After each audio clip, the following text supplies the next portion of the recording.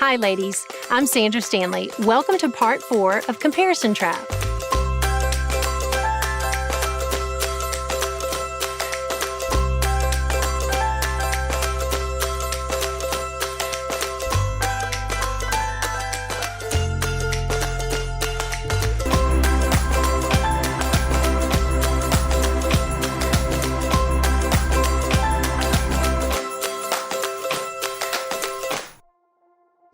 This is my friend Chris's farmhouse. It's beautiful and newly renovated. You walk in the doors and you just breathe in peace. Chris has 7 children, but you would never know it. This house is so clean. It smells great, and it's full of the sounds of family and laughter. And it's so organized. I mean, look at that pantry. I love this place. This is my land of Southern living real simple it's organized and this island and these amazing lantern light fixtures. I wish I had cool lanterns over my kitchen island. But one thing I've learned, and it should be really clear by now, is that there is no win in comparison. None of us want to hang out in the land of but sometimes it just happens. We know it robs us of joy, it exhausts us, and it ultimately hurts relationships.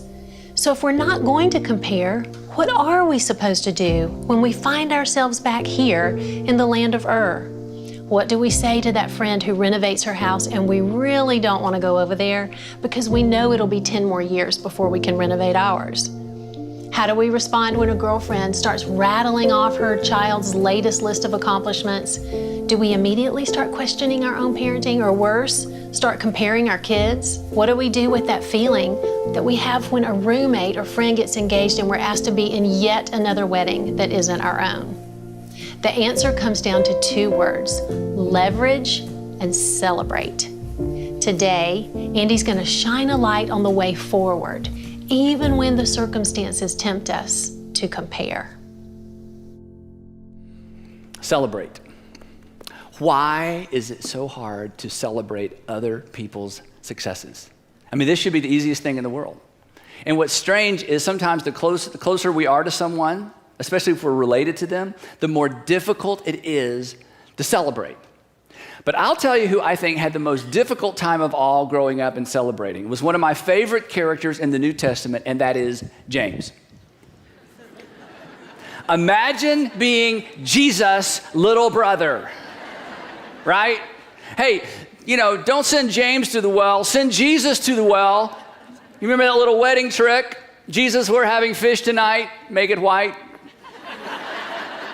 James, why don't you cook? But you don't need to go to the market because Jesus cooked last night and there are plenty of leftovers, 12 baskets full, I mean, imagine growing up as Jesus' little brother. If anybody understood the tension and if anybody understood the chaos that ensues when we just allow ourselves to fall into the comparison trap, it's James. Interestingly enough, if you're struggling with the Bible, maybe you're not a Christian, James is actually one of our strongest arguments for the deity of Christ. I mean, think about it. What would it take for your little brother, or what would it take for your older brother to convince you that he was the Son of God? And yet later on in the book of Acts, James surfaces as one of the leaders in the local church, that James actually worshiped his older brother and recognized him as the Son of God. But imagine those growing up years, how difficult it would have been. His older brother really was perfect. His parents didn't just think he was perfect. He was actually perfect. And yet James gives us makes one of the most insightful observations about envy and about this whole comparison thing of anyone in the scripture. James actually gives us an insight into envy and jealousy that we find nowhere else in the scripture. Here's what he says. Look at this. For where you have envy and selfish ambition, and there's our word, envy. You know what envy is? Envy is simply those negative feelings over other people's achievements. Isn't that ugly? To feel bad when someone succeeds and to feel good when they fail. For where you have envy and selfish ambition, look at this, there you find disorder and every evil practice. You know what this means? It means that when we fall into the comparison trap, when we find ourselves just going there, that ultimately, eventually, wherever we envy, and that means in whatever relationship we become envious, in whatever relationship we find ourselves becoming jealous, right there, he says, right there in that relationship, in that place, in the workplace, at home, wherever it might be, right there you will eventually find disorder in every single evil practice. That somehow jealousy and envy is the root of all kinds of sin. There are lots of different dots that we never connect that James would say, if you pay attention, they all connect back to your inability to break out of the comparison trap. So that brings us to this question as we come toward the end of our time together. If there's no win in comparison, then where's the win? Now, in the parable that we looked at in session 3, Jesus gave us a big clue. God has entrusted to each of us, or God has entrusted each of us with something. God has entrusted each of us with some things. And so the way forward is to go back to that parable and look carefully, and this is the way forward as we think about taking the next step and perhaps the most significant step of breaking out of the comparison trap. Here's the question that you should wrestle to the ground. Here's the question, as Sandra mentioned earlier, here's one of those questions we all need to keep front and center. Here it is. What are you planning to do with what God has entrusted to you? What are you planning to do with what God has entrusted to you? Now let's do something really awkward, and I'm not gonna pull back this time. I want you to actually turn to someone, and I want you to ask them this question out loud. Ready? Here we go. What are you planning to do, awkward, with what God has entrusted to you? Absolutely, that's it. What are you planning to do with what God has entrusted to you? So let me ask you, what are you planning to do with the things, with the relationship, with the network, with the influence? What are you planning to do with what God has entrusted to you? Now, to illustrate that, I want to draw your attention to my bookshelf over here. For the sake of illustration, you are a bookshelf. This is you. You've been decorated with a unique combination of items. You have a unique family, to which some of you would say, you can say that again. I have a unique family. No other family is exactly like yours, you know that. You have a very specific and unique idea of what you want your future to look like, either your family's future to look like, your profession, your career. You have some sort of vision. You have some sort of picture of a preferred future. That's what a vision is. It's a picture, it's a mental image of a preferred future. You have a certain amount of time, and none of us know how much time we have. You have a certain level of education, maybe more than you ever anticipated, maybe less than you wanted, but you have a level of education. This represents your story. Every single one of us has a story. Your story is a combination of the things that you have control over. Your story is a combination of things you had control over, things you have no control over, your family of origin, decisions you made, decisions that were made about you. You have a unique network of friends that the people that you're closest to, no one else has the very same network of friends or influence that you do. You have a certain look. No one looks exactly like you do. Your kids are close, right? Just like you were close to your mom, but no one looks exactly like you. You have a certain amount of wealth. You have certain gifts and talents. There are things that you can do that people find are envious. There are things that you can do that you only do them that way. So for many of you, you work, you have a profession, you have a career, you have a professional background, and then you have a certain measure of health. Some of you are very healthy. Some of you are not so healthy. Some of you are weeks away from finding out that you're not as healthy as you thought you were. But this last category is this thing that you may not be sure exactly what to name this, but this is the thing that is just true about you. In some ways, it's the culmination of everything else that comes together that makes you uniquely you. And the point is simply this: nobody's bookshelf looks exactly like yours. No one's. You are unique. Now, here's what you do, and here's what I do. And this is why comparison is such a trap. You look at someone else's family and you say, wow, I wish my family was more like them. Then you look at someone else entirely and you say, I wish my finances was more like theirs. Then you look at someone else and you say, I wish I had their education. Then you look at someone else again and you say, I wish I had some sort of professional background. I wish I had a career I could fall back on. And then you look at someone else entirely different and you say, and I wish I had their network of friends. So essentially, we all tend to do what Sandra talked about earlier when we look at everybody else's highlight reels, put them all together into some fictitious, fabricated, unreal bookcase, and then compare our bookcase to a bookcase that doesn't even exist. Chances are you have never envied all of these categories in one single person, have you? You pick and you choose, we pick and we choose, we pick and we choose, and we create in our minds this perfect person with the perfect network of friends, perfect family, everything's perfect, and we compare ourselves. But the truth is, that person doesn't exist. And the truth is, you'll never be that person. And the good news is, you aren't even intended to be that person. You are unique. You are unique. And the thing about comparison that you should never ever lose sight of is simply this, that comparison actually diminishes your uniqueness and your unique potential. Comparison actually diminishes your uniqueness. When you begin to compare an element of your life to an element of someone else's life, and then pick and choose from a lot of different people, every time you do that, every time I do that, I diminish my uniqueness. You diminish your uniqueness and you diminish your unique potential. What's on your shelf, what's on your bookshelf is not as important as what you do with what's on your bookshelf. What's on your bookshelf is not near as important as what you do with what has been given to you. What you have is less important than what you do with what you have. Besides, as we saw in the parable of the unjust steward, none of us are going to give an account for what the person next to us did with their bookshelf. You only give an account, and I only give an account for what I did with mine. And here's the thing.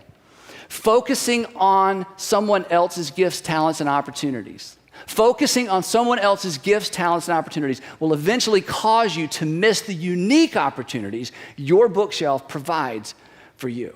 So with that in mind, I want to give you one last piece of advice. As you think about takeaways from this series, I think this is the thing above all things that propels us forward. I think this is the thing that if we will just go there mentally and go there in our heart, when we begin to drift toward comparison, this is the way out, and this potentially is the way to stay out of the comparison trap. And it goes to those two words that Sandra mentioned when she introduced this session. It's celebrate what God has given others and leverage what God has given you. It's celebrate what God has given others, and it's leverage what God has given you. And here's the thing that's so important about these two statements. You must be, and I must be, intentional every single time, because my heart and my emotion goes in the opposite direction. But you can begin choosing. You can establish a brand new habit. You can begin choosing to celebrate what God has given others and leverage what God has given you. And besides, think about this. Your favorite stories, whether they be novels or true stories or movies, your favorite stories are not about people who were born with an enviable bookshelf, who were given all the opportunities in the world, and then they went forward with their life and did something great. Because when people with a great bookshelf do something great, it's like, well, of course, they're a five-bagger, right? Your favorite story, and my favorite stories are about people who have less than enviable bookshelves. There are people who were born into situations that were not ideal, but they turned around and they did something great anyway. And when you read their stories, and when you read their biographies, and when you meet those people, do you know what you never hear? You never hear, every day I would get up and meditate on what everyone else had. What you hear is, I did what I could with what I had. I did what I could with what I had. I recognized that I was a unique person with a unique story, with some things about me that no one would ever know but me. And instead of comparing myself to the people around me, I began to do what I could with what I had. And this is why we say that comparison is a trap, because it will keep you from recognizing. It will keep you from recognizing what God has entrusted to you. And it will keep you from accomplishing what God has planned for you. And it will keep you from experiencing, as we said in session 1, it will keep you from experiencing the peace God has promised you. So develop a new habit. Make a decision today. From now on, when those emotions start to surface, when you begin to look to the left, when you begin to look to the right, when someone begins to talk about all they've done or someone shares about what someone you love or know has done, you make a decision. I do two things for the rest of my life. I celebrate what God has given others, and I will leverage what God has given me. I'm going to celebrate what God has given others, and I'll spend the rest of my life leveraging what God has given me. Before we make that decision to celebrate and leverage, let's think for just a minute about what that could look like. Celebrating what God has given others should be done out loud and on purpose. So when your colleague gets a promotion, write a note of congratulations. When your friend loses that last 5 pounds, tell her she looks incredible. When your roommate gets engaged, buy her first bridal magazine. Choosing to celebrate others out loud and on purpose has an amazing power to free us from the comparison trap. Celebrating others brings us into their joy, and it forces us to remember that God equips each of us uniquely. So how has God uniquely gifted you? Maybe you're a great listener or a really good encourager. Maybe it's a specific skill or talent. Or maybe your story can be leveraged to impact others. How can you put your unique skills to good use? Be inspired by others and be motivated by them, but at the end of the day, live your story. Ultimately, there's no win in comparison, but extraordinary satisfaction, waking up every single day in the center of God's will for your life, being exactly where He wants you to be and doing exactly what He has called you to do. Ladies, if every day we chose to celebrate and leverage, can you imagine what this could look like in your family? Moms, imagine what your relationship with your kids might look like if you took all that unnecessary pressure off of them. Wives, can you imagine how much better your marriage might be if your husband could rest in the fact that you're not trying to make him into somebody he's not? For those of you who are single, can you imagine how much more peace you'd have if you took your eyes off of those around you and directed your gaze towards your Heavenly Father, whose timing is perfect and whose plans for you are rich and rewarding?